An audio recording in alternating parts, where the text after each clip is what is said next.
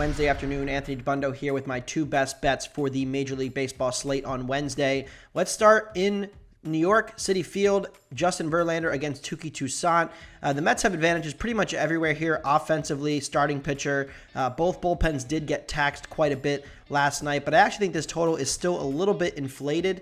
The market has really downgraded Verlander this season, and I understand why. His strikeouts are down from 27% last year to 20% this year, but there are some signs in the underlying whiff rates and underlying stuff plus that suggest that Verlander could be finding some of his old form.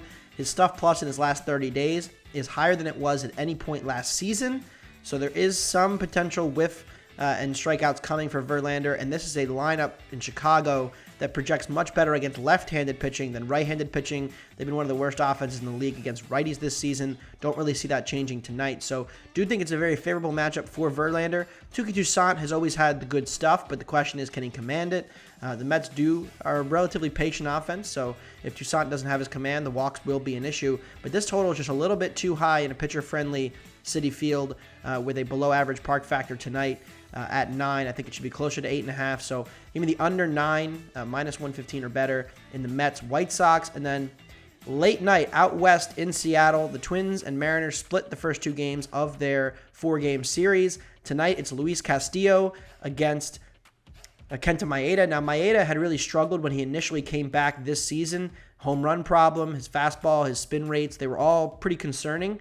But he went on the injured list and he come back, and now he's starting to look more like the old Kenta Maeda. His xERA has settled in. His strikeout minus walk rate is pretty much in line with what he was in 2021 before the Tommy John surgery.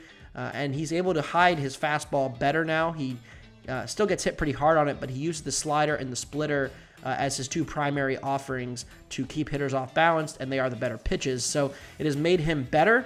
And Luis Castillo, the starter for the Mariners, I know his ERA looks pretty pristine at the surface, but some of the underlying indicators are a little more concerning.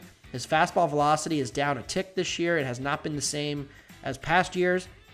And so even though he's striking out more batters because he's throwing fewer sinkers, he's also getting hit harder. Career high barrel rate allowed, career high launch angle allowed. People are teeing off on him. Minnesota's offense, very good at barreling the ball. They have the second highest barrel rate in all of baseball. So even though these lineups will strike out a lot, I trust the pop of Minnesota against Castillo more so, and especially at a plus 130 underdog price. I'd bet them in anything plus 125 or better. So I like the Twins out west tonight with Kenta Maeda, and I like the under 9 in Mets, White Sox, my two best bets for the Wednesday slate. Best of luck to you and all of your bets.